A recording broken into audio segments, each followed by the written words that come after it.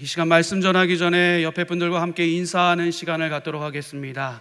인사를 하시는데요, 여러분이 지을 수 있는 최고의 인자하고 따뜻하고 포근한 모습으로 인사를 하셔야 됩니다. 인사하실 때 사랑합니다 인사하겠습니다.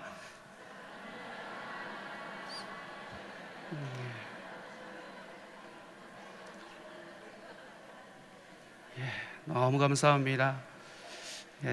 조금 적극적으로 표현하는 교회는 보니까 하트도 손하트도 날리고 큰 하트도 그리고 포옹도 하시던데 조금 약했던 것 같습니다. 우리 다시 한번 사랑합니다 우리 인사하실까요?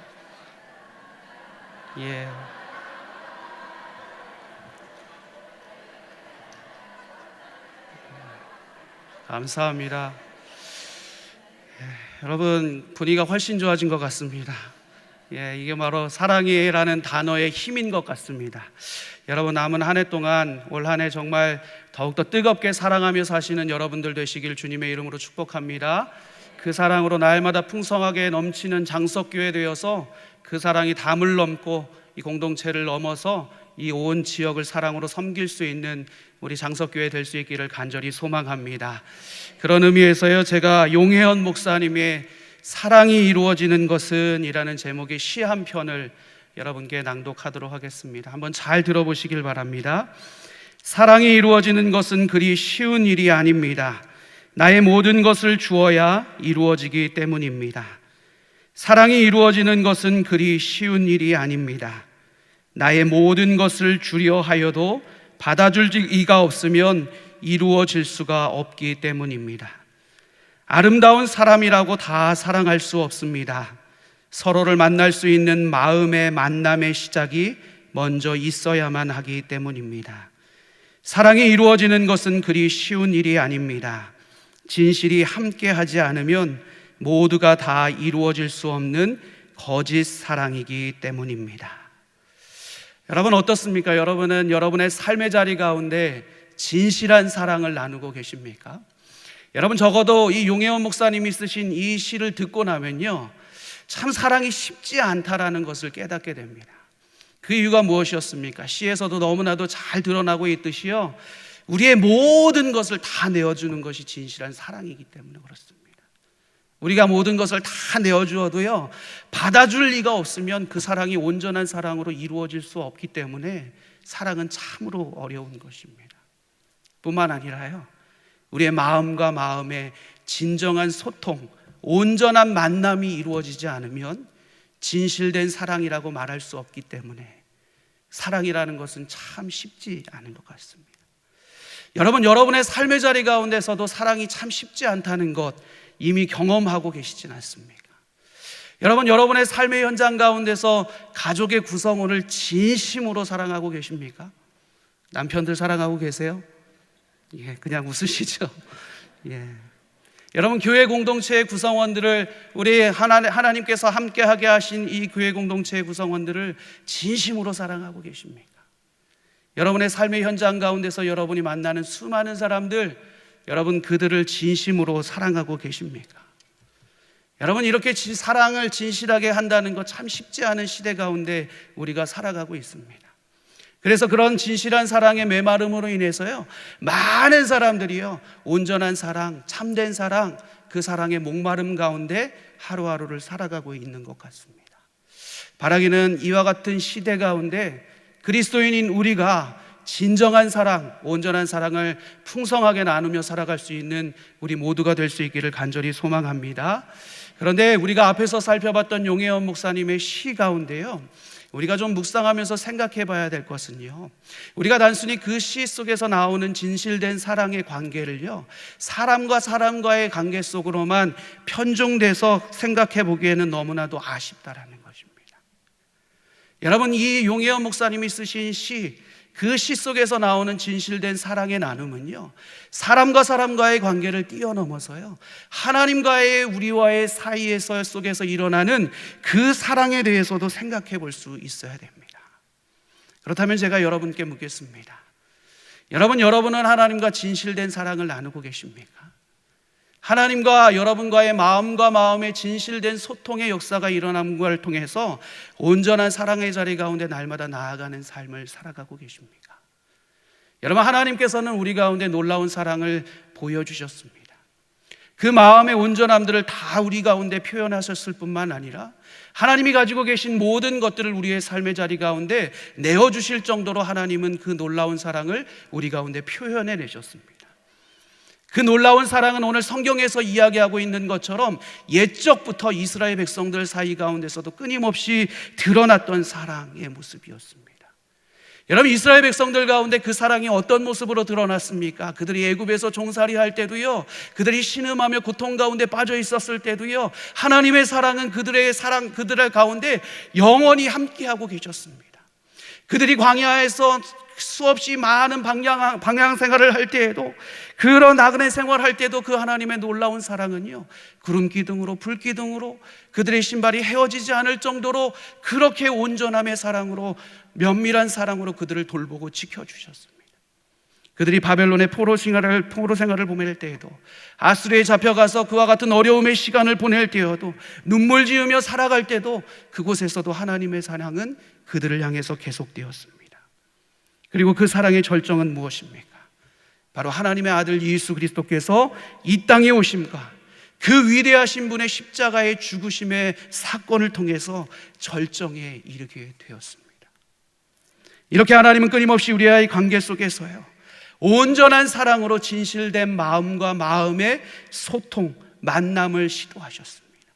여러분, 이것이 하나님께서 우리 가운데 보여주신 사랑의 모습이었습니다. 여러분, 그렇다면 우리의 모습은 어떨까요? 하나님 우리 가운데 모든 것 내어주셨습니다. 그 마음을 내어주셨습니다. 우리를 진실되게 품어주셨고 우리를 온전함으로 인도해 내셨습니다. 그렇다면 우리의 모습은 어떨까요? 참으로 안타깝게도요, 우리의 삶의 모습들을 보면 하나님께 우리의 마음을 온전하게 내어드리지 못하고 살아가고 있는 것 같습니다. 세상적 가치에 빠져서요, 그 가치 속에서의 즐거움에 빠져서요, 하나님 앞에 우리의 마음을 온전히 내어드리지 못하는 것이 우리의 현실적 모습인 것 같습니다. 여러분, 그래서 어떻습니까? 우리의 삶의 자리 가운데 하나님과 우리의 마음과 마음의 만남이 온전히 이루어지지 못하고 있는 것이 우리들의 삶의 모습이 되어버렸습니다.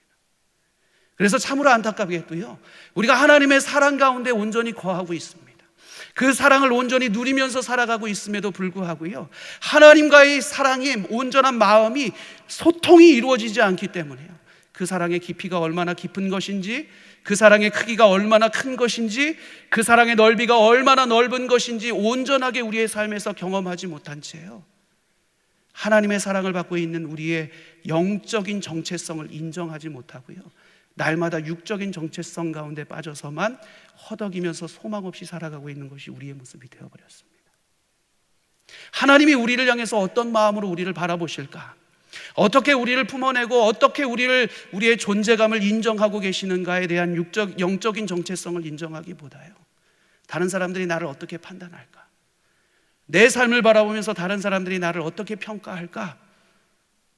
수없이 다가오는 삶의 문제들, 끊임없이 경험하는 삶의 절망적인 사건들, 실패들 앞에서 나는 쓸모없는 존재가 아닌가? 나는 무가치한 존재가 아닌가? 내가 이 땅에 살아갈 이유가 있는 존재인가? 이렇게 끊임없이 육적인 정체성 가운데 우리를 가두어 놓고 소망 없이 하루하루를 살아가는 것이 우리의 모습이 되어버리고 말았다는 것입니다. 혹시 오늘 이 예배 자리 가운데도 그와 같은 심정으로 예배 자리를 찾으신 분이 있지는 않습니까? 또다시 실패를 경험하고, 또다시 절망을 경험하고, 또다시 좌절을 경험하고 쓰러진 채 나는 정말 무가치한 존재, 쓸모없는 존재가 아닌가, 이와 같은 마음으로, 이와 같은 생각으로 예배의 자리를 찾으신 분은 있지는 않습니까? 여러분, 그렇다면요, 오늘 예배의 자리 가운데 참 잘 오셨습니다. 오늘 여러분을 예배의 자리 가운데로 인도하신 하나님은요, 여러분을 절대로 쓸모없는 존재로, 값어치 없는 존재로, 무능한 존재로 평가하지 않으시기 때문에 그렇습니다. 하나님은 우리를 따뜻한 사랑의 눈으로 바라보시면서 포근한 사랑의 품에 우리를 안아주기를 원하시는 분이 바로 우리 하나님 아버지십니다. 그 하나님의 품 안에서 하나님과 친밀함을 나눌 수 있는 것, 얼마나 기쁜 일입니까? 바라기는 오늘 말씀을 나누고 기도하는 가운데 이 하나님의 사랑을 더욱더 깊이 있게 경험하는 여러분들이 되셔서 하나님이 우리를 바라보시는 그 사랑의 눈으로 여러분의 삶을 바라보고 영적인 정체성을 다시 회복할 수 있는 여러분의 삶이 되시기를 주님의 이름으로 축복합니다. 우리를 향한 이런 하나님 아버지의 마음은요, 오늘 본문 말씀 가운데서 너무나도 잘 드러나고 있습니다. 여러분, 오늘 우리가 함께 읽은 예레미야서의 말씀은요, 많은 분들이 말씀을 읽는 가운데도, 묵상하는 가운데도 참 힘들어합니다. 그 이유가 무엇일까요? 예레미야서의 말씀이요, 심판의 메시지로 가득하기 때문에 그렇습니다. 이렇게 심판할 거다, 이렇게 심판할 거다, 심판의 내용으로 가득 차 있는 말씀이 바로 예레미야서의 말씀입니다. 그럼에도 불구하고 예레미야서의 말씀이 우리의 삶의 자리 가운데 크나큰 은혜가 되는 이유가 무엇인가 하면요, 그 심판의 메시지가 끊임없이 선포되어지는 가운데서도요, 하나님의 사랑의 메시지가 곳곳에 숨겨져 있기 때문에 그렇습니다. 오늘 본문, 우리가 함께 읽은 본문의 말씀 역시요, 하나님의 사랑의 이야기로 가득 담겨져 있는 것을 보게 됩니다. 우리가 함께 읽은 3절에서 하나님은 우리에게 이렇게 말씀하십니다. 내가 영원한 사랑으로 너를 사랑하기에 인자함으로 너를 이끌었다. 내가 영원한 사랑으로 너를 사랑하기에 인자함으로 너를 이끌었다 라고 말씀합니다. 여러분, 이 말씀을요, 히브리어로 본문으로 직역해 보니까요, 하나님이 우리를 얼마나 사랑하시는지 더욱더 실감 있게 경험할 수 있고 느낄 수 있게 됩니다. 히브리어로 본문으로 직역하니까 이렇게 직역을 할 수 있습니다. 무궁한 사랑으로 내가 너를 사랑했도다. 그러므로 내가 너를 자비로 끌어당겼도다. 여러분, 이것이 우리를 향한 하나님 아버지의 마음이라는 거예요. 특별히요, 여기서 너를 이끌었다, 너를 끌어당겼도다, 이 단어에 해당하는 히브리어 단어를 살펴보니까 마사크라는 단어를 쓰고 있습니다. 여러분, 이 마사크라는 단어가 어떤 의미를 가지고 있는 건가 하면요, 무능력해서 쓰러져 있는 자를요, 생명의 자리로 이끌어낸다라는 그와 같은 의미를 가지고 있습니다. 그러니까 하나님의 사랑은 어떤 것입니까? 하나님의 열심은 우리를 향해서 어떻게 작용한다라는 것입니까? 우리가 어떤 상황 가운데 놓여져 있던지 간에, 우리가 때로는 환난적 상황 가운데 놓여져 있고 절망의 상황 가운데 놓여져 있고 무능력함을 발견하고 소망 없는 자리 가운데서 살아갈지라도, 심지어 사망의 음침한 골짜기를 다닐지라도 하나님의 놀라운 사랑은 그분의 임재 가운데로, 그분의 사랑 가운데로, 그분의 소망의 자리 가운데로 우리를 강하게 이끌고 계시다는 사실입니다. 여러분, 이 하나님 아버지의 마음이 잘 표현된 곳이요, 이사야서의 말씀에도 등장하고 있습니다. 이사야서 65장 1절 말씀에 보면요, 우리 가운데 이렇게 말씀합니다. 우리 함께 읽어보도록 하겠습니다. 나는 나를 구하지 아니하던 자에게 물음을 받았으며 나를 찾지 아니하던 자에게 찾아남이 되었으며 내 이름을 부르지 아니하던 나라에 내가 여기 있노라, 내가 여기 있노라 하였노라. 아멘. 여러분, 이 말씀이 이사야 선지자를 통해서 선포되어졌을 때 이스라엘 백성들의 삶의 모습이 어땠습니까? 여러분, 이스라엘 백성들이 하나님의 역사하심을 친히 삶의 자리 가운데 경험하면서도요, 하나님께로부터 마음이 멀어졌던 것이 이스라엘 백성들의 모습이었습니다. 하나님께로부터 마음이 멀어져서요, 오히려 우상을 섬기기 시작했어요.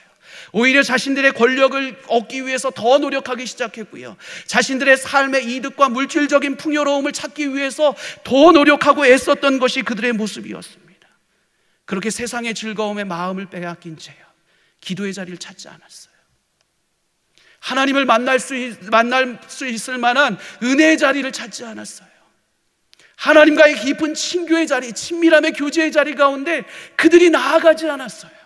그런데요, 지금 하나님은 그런 그들이라고 할지라도 어떻게 하시겠다라고 말씀하고 있습니까? 결코 포기하지 않으시겠다라고 말씀하고 있어요. 그들이 자신을 등지고 외면하고 오히려 세상적 즐거움에 빠져서 세상의 가치관 가운데서 세상에 온전히 빠져서 살아갈지라도 그들을 결코 포기하지 않고, 그들에게 어떻게 해서든지 자신의 삶을 나타내셔서라도 그들을 잘못된 길에서, 절망의 길에서, 멸망의 길에서 돌이키게 하기를 원하신다라고 하나님은 말씀하고 계세요. 여러분, 이것이 바로 이스라엘 백성들을 진정으로 마음에 품기 원하셨던 하나님 아버지의 애끓는 사랑의 모습이었습니다. 그리고 바로 이것이 이스라엘 백성들과 어쩌면 동일한 모습으로 세상의 가치에 푹 빠져서 살아가고 있는, 그러면서 하나님을 등지고 하나님을 외면한 채 살아가고 있는 우리들을 향한 하나님 아버지의 무한한 사랑의 마음인 것입니다. 여러분, 바로 이 사랑을 지금 우리가 받고 있습니다. 끊임없이 우리는 하나님과 멀어지고 있지만 그럼에도 결코 포기할 수 없는 사랑으로 다가오시는 하나님, 어떻게 해서든지 우리의 삶에 하나님을 드러내셔서 우리를 그 죽음의 자리, 멸망의 자리, 잘못된 길에서 돌이키고자 하는 그 하나님 아버지의 마음, 여러분, 이 사랑을 우리가 받고 있습니다.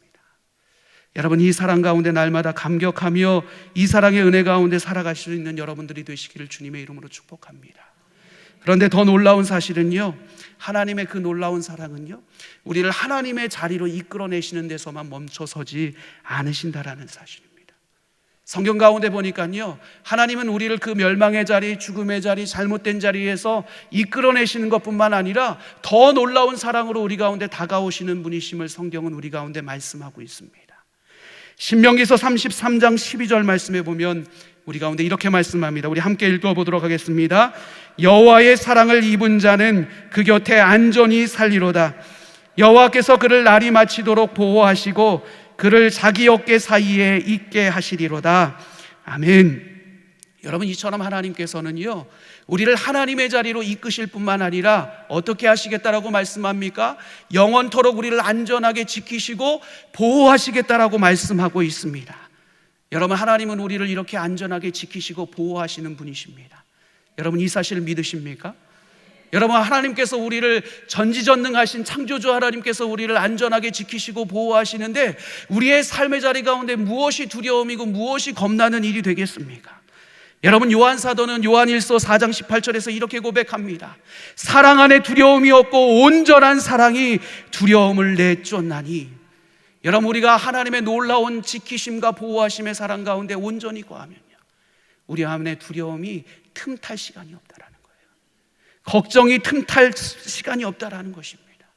여러분, 그러기에 우리는요, 날마다 우리를 보호하시고 안전하게 지키시는 그 하나님의 놀라운 사랑 가운데 거하기를 힘쓰는 삶을 살아가야 되는 것이 우리의 삶의 모습이 되어야 되는 것입니다.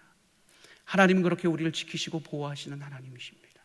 그런데 이 신명기의 말씀을 보니까요, 하나님은 단순히 우리의 삶을요, 안전하게 지키시고 보호하시는 것만 일하시는 분이 아니신 것을 발견할 수 있게 됩니다. 신명기서 말씀해 보니까 이런 말씀도 하십니다. 자기의 어깨 사이에 있게 하겠다. 여러분, 이 말씀이 우리의 삶에 얼마나 귀중한 비유의 말씀인지 모릅니다. 이 말씀이 어떤 뜻을 가지고 있는가 하면요, 쉽게 이야기하면요, 하나님께서 우리를 목마 태워주시겠다라는 거예요. 여러분, 어렸을 때 여러분 그 부모님 아버지에게 목마를 한번 이렇게 타보신 적 있습니까? 아버지의 어깨에? 없으신 것 같네요. 예. 혹시 그러면 여러분들이 자녀들을 목마 태워주신 적 있으십니까?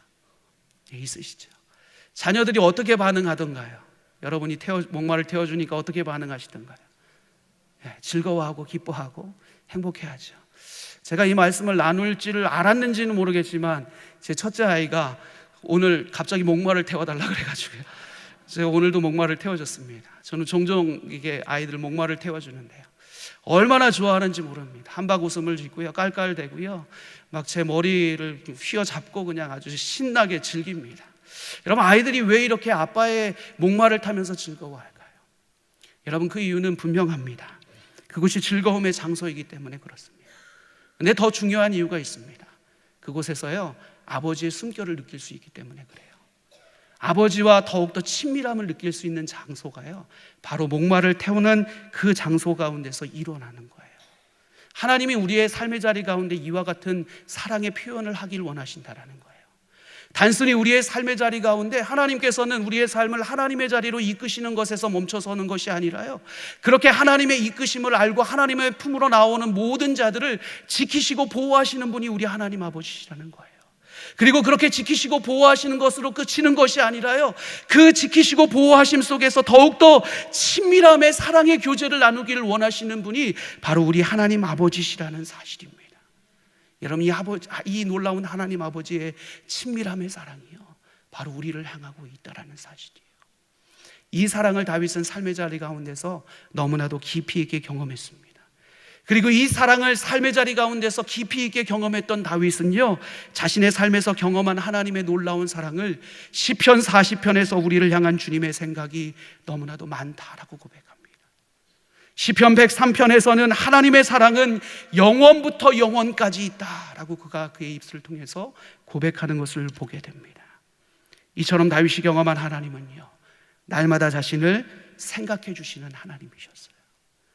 뜨겁게 사랑해 주시는 하나님이셨어요. 여러분, 쉽게 이야기하면 그런 것입니다. 여러분, 부모님이요, 자녀를 품게 되고 얻게 되고 자녀를 양육하게 될 때 여러분 어떻게 자녀들을 양육하셨어요? 자녀들을 길러내는 데 있어서 그 자녀들이 행하는 모든 일들 가운데 그들이 어려움 가운데서도 잘 이겨낼 수 있도록 격려하면서 그들이 자라는 모든 순간순간을 함께 즐거워하고 함께 슬퍼하고 함께 눈물도 흘리고 함께 기도도 하면서 모든 순간들을 함께 하면서 자녀들을 양육하는 것이 부모의 마음 아닙니까? 다윗이 경험한 하나님의 마음은, 하나님의 사랑은 그와 같은 것이었어요. 다윗이 얼마나 절망적인 상황들을 많이 경험했습니까? 환경적으로 얼마나 어려움 가운데 많이 공경에 처하기도 했습니까? 그 상황 속에서 자신의 삶을 돌아봤더니요, 하나님이요 단 한순간도 자신을 외면한 적이 없으신 것들을 발견하게 된 거예요. 모든 순간 가운데 하나님 동행하셨고, 모든 순간 가운데 하나님 함께 하셨고, 모든 순간 가운데 하나님 격려하셨고, 모든 순간 가운데 자신을 결코 포기하지 않고 품어내셨던 그 하나님의 놀라운 사랑, 그 사랑을 생각해 보니까요, 하나님이 한순간 한순간 매 순간마다 자신을 생각했음이 정말 깊이 있게 경험되어졌던 거예요. 그래서 다윗이 어떻게 찬양했다고요? 하나님의 사랑은 영원부터 영원한 것입니다. 하나님의 사랑은 그치지 않는 것입니다. 하나님의 사랑은 영원부터 영원까지 날마다 나의 삶의 자리 가운데 역사하시는 놀라운 사랑입니다. 찬양할 수밖에 없었던 것입니다. 사랑하는 장석교회 성도 여러분, 여러분은 우리를 인도하시고 품어주시고 보호하시며 친밀한 관계를 맺어주시고 모든 순간마다 우리를 잊지 않고 승리케 하시는 그 하나님의 놀라운 사랑이 다윗에게만 고정되어져 있는 것이 아니라 우리의 삶의 자리 가운데도 동일하게 역사하고 계시는 놀라운 사랑임을 믿으십니까?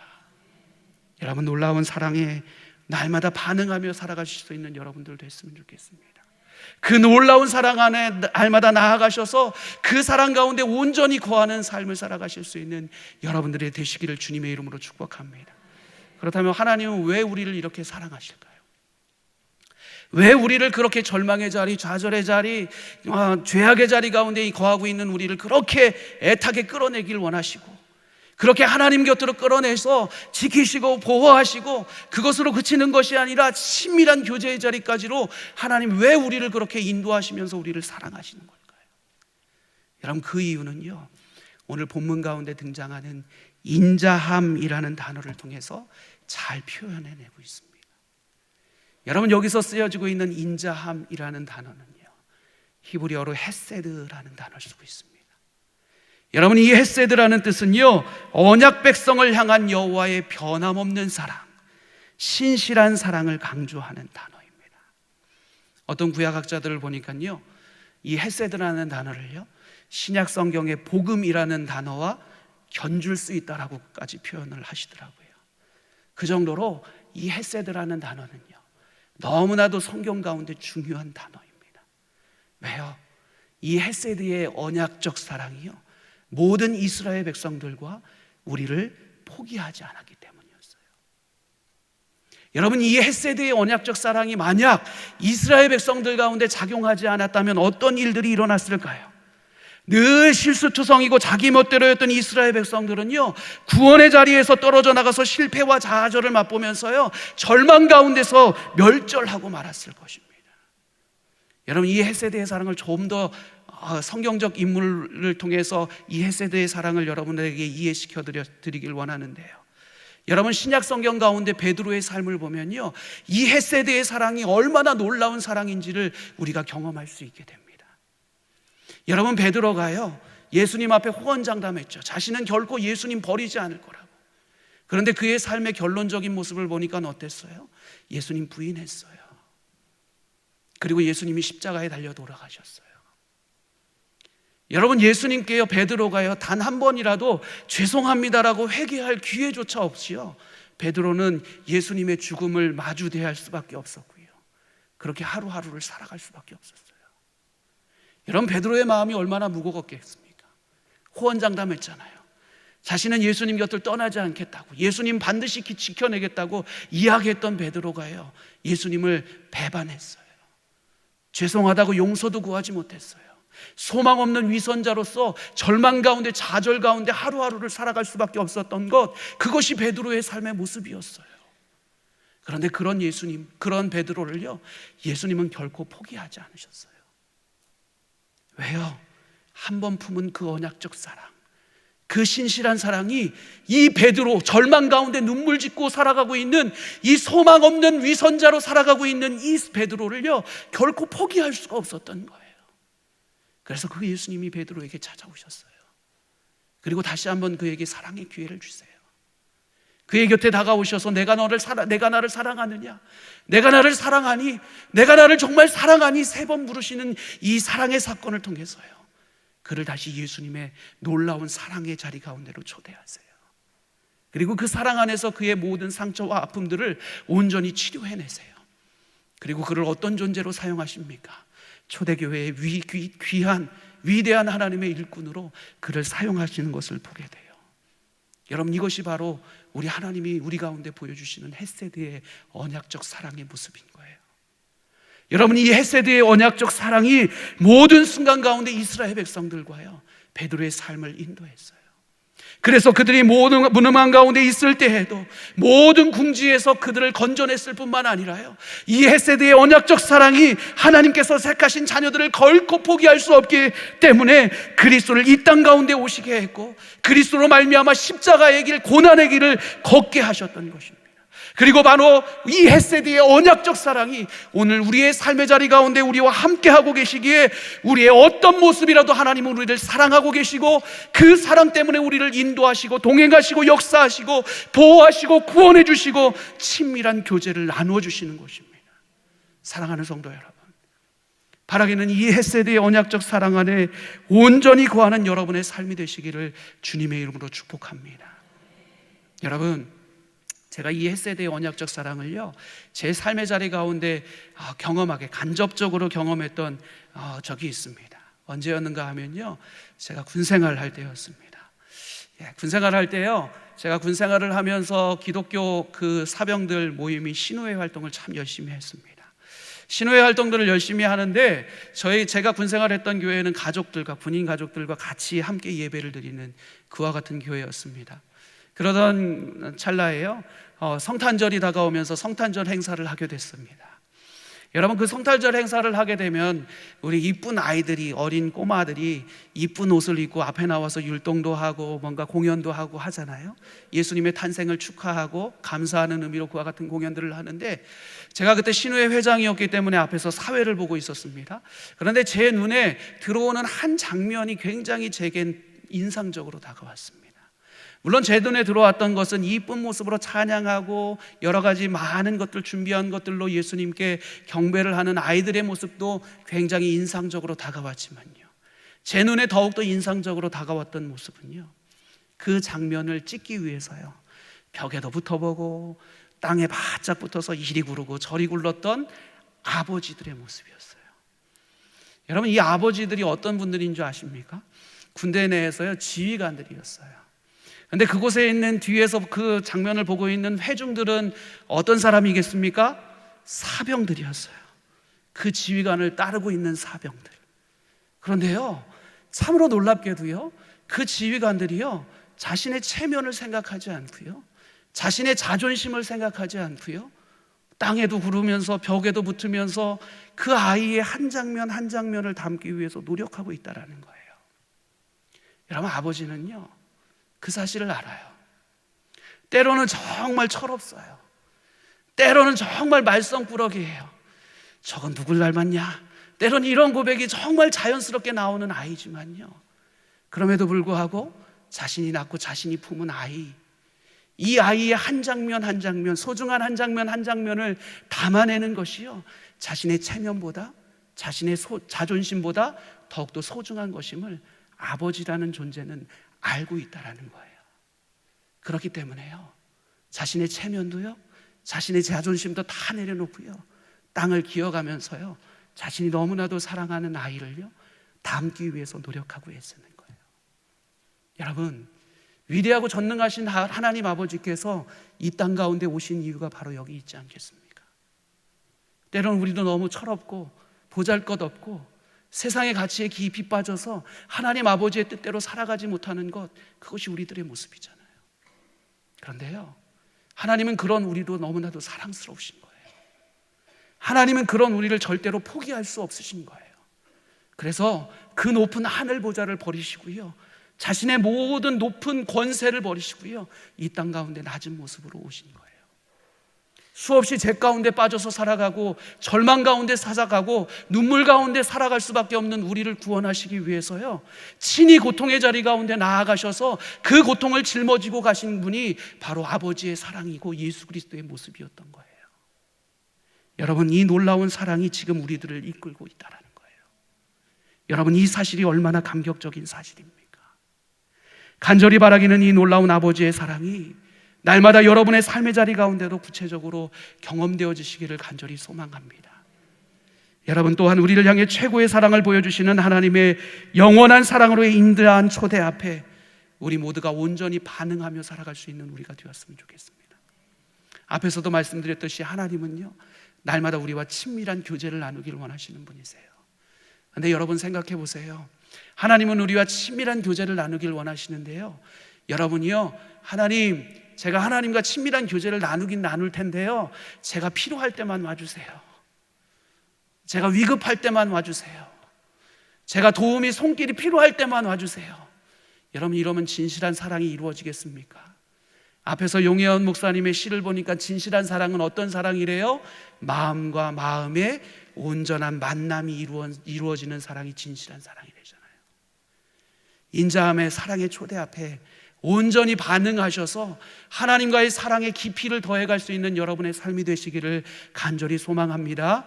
그 사랑 안에 온전히 거함으로 그 사랑을 날마다 충만하게 경험하고 그 사랑의 놀라운 감격을 가지고 그 사랑 증거하며 그 사랑 베풀며 살아가실 수 있는 여러분의 삶이 되시기를 주님의 이름으로 축복합니다. 그렇게 이 고난주간에 그 놀라운 하나님의 사랑을 온전히 회복해서 그 사랑의 능력으로 날마다 승리하는 삶을 살아가시는 여러분의 삶이 되시기를 주님의 이름으로 축복합니다. 기도하겠습니다.